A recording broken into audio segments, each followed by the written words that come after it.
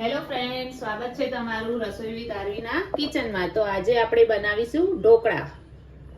તો આપણે ઢોકળા બનાવવા માટે ખીરું પહેલાથી પલાળીને રાખ્યું છે, જે 4 થી 5 કલાક પહેલા આપણે પલાળી દીધું છે। તો તમે બી ઘરે ચણાની દાળ અને ચોખા બંને પલાળીને અને પછી તમે મિક્સરમાં એને પીસી શકો છો। તો 4 થી 5 કલાક પહેલા આપણે આ ખીરું પલાળી દીધું છે, તો આથો આવી ગયો છે આપણો। તો આ સાઈડમાં મૂકી દઈએ। હવે આપણે લસણ અને મરચાં એને ગ્રાઇન્ડ કરી લઈએ। તો લસણ મરચાં ગ્રાઇન્ડ કરવા માટે મેં લસણ ફોલી રાખ્યું છે અને મરચાંના ટુકડા કરી દઈએ।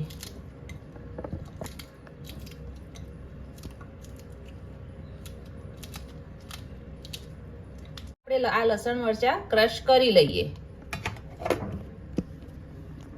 આપણે લસણ મરચાં ક્રશ કરી દીધા છે। તો હવે આપણે આ લસણ મરચાં આ ખીરામાં નાખી દેવાના છે। તો આમાં થોડું પાણી નાખીને આપણે આ બધું જ લસણ મરચાં આપણે જે વાટ્યા છે એ આમાં નાખી દઈશું। હવે આને પ્રોપર મિક્સ કરી દઈએ આપણે।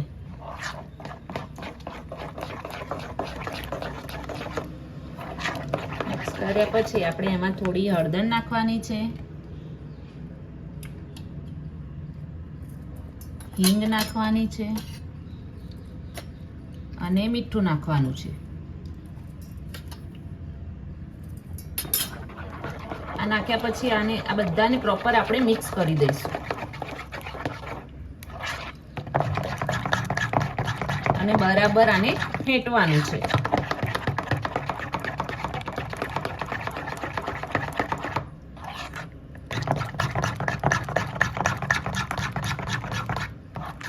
અને ફેટ્યા પછી આપણે અંદર ખાવાનો સોડા થોડું નાખી દઈશું।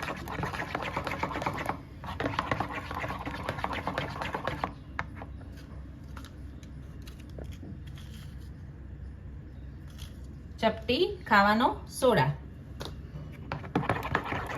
આને બી આપણે પ્રોપર મિક્સ કરી દઈશું। જોઈ શકો છો તમે, આથો કેવો સરસ ફૂલી ગયો છે। જો આને બરાબર હલાવવાનું છે। આપણે ઢોકળિયામાં પાણી ગરમ કરવા મૂકી દીધું છે। તો ત્યાં સુધી પાણી ગરમ થાય ત્યાં સુધી આપણે આ પ્લેટમાં ઓઇલ વાળું કરી ઢોકળિયામાં પાણી ગરમ કરવા મૂકી દીધું છે। તો ત્યાં સુધી ગરમ થાય આપણે પ્લેટમાં છે ને તેલ વાળું કરી લઈશું અને આ પીંછીથી આપણે ગ્રીસ કરી લઈશું। બંને પ્લેટમાં આપણે આવી રીતે ગ્રીસ કરી લઈશું। ગ્રીસ કર્યા પછી આપણે ખીરાના અંદર થોડું તેલ નાખીશું અને બરાબર મિક્સ કરીને આપણે હવે ખીરું પ્લેટમાં પાથરી દઈશું।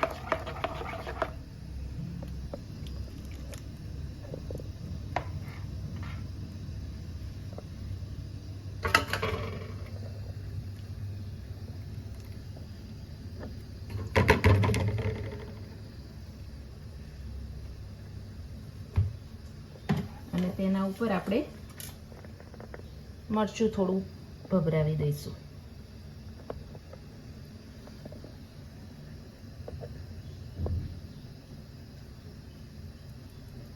હવે આને આપણે 15 મિનિટ સ્ટીમ થવા દેવાનું છે। તો હવે મળીએ આપણે 15 મિનિટ પછી। તો આપણા ઢોકળા થઈ ગયા છે।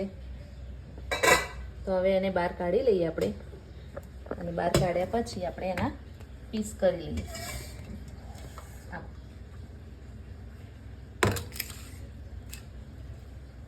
તો હવે આપણે આના પીસ કરી લઈએ।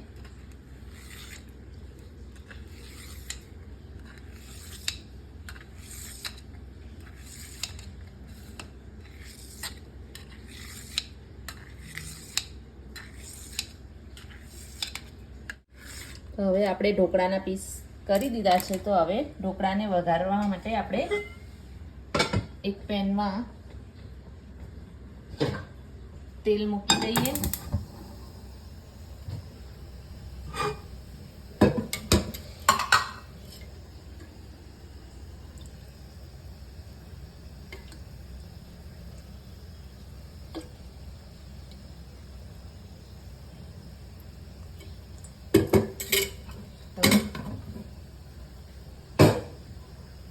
હવે તેલ ગરમ થાય પછી આપણે એમાં રાઈ, તલ, મરચાં, મીઠો લીમડો નાખીશું.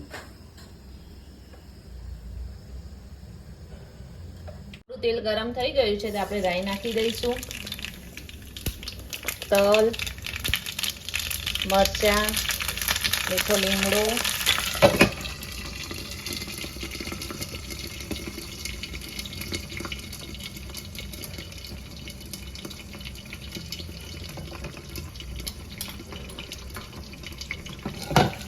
અને હિંગ નાખ્યા પછી આપણે બધું પ્રોપર મિક્સ કરી દઈશું.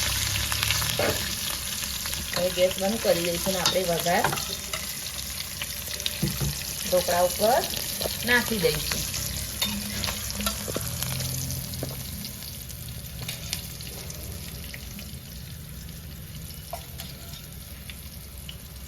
હવે આપણે ઢોકળા પ્લેટમાં સર્વ કરી દઈએ.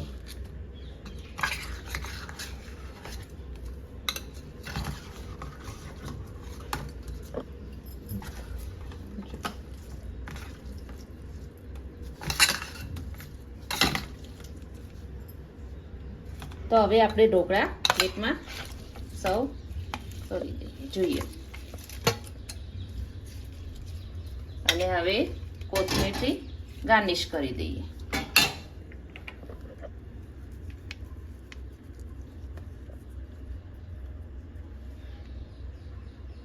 આપણે ઢોકળા પ્લેટમાં સર્વ કરી દીધા છે અને આ ઢોકળા તમે ચા જોડે પણ ખાઈ શકો છો. અને તમને આ મારી રેસીપી પસંદ આવી હોય તો કોમેન્ટમાં જરૂરથી જણાવજો અને લાઈક, શેર અને સબસ્ક્રાઇબ કરવાનું ભૂલતા નહીં.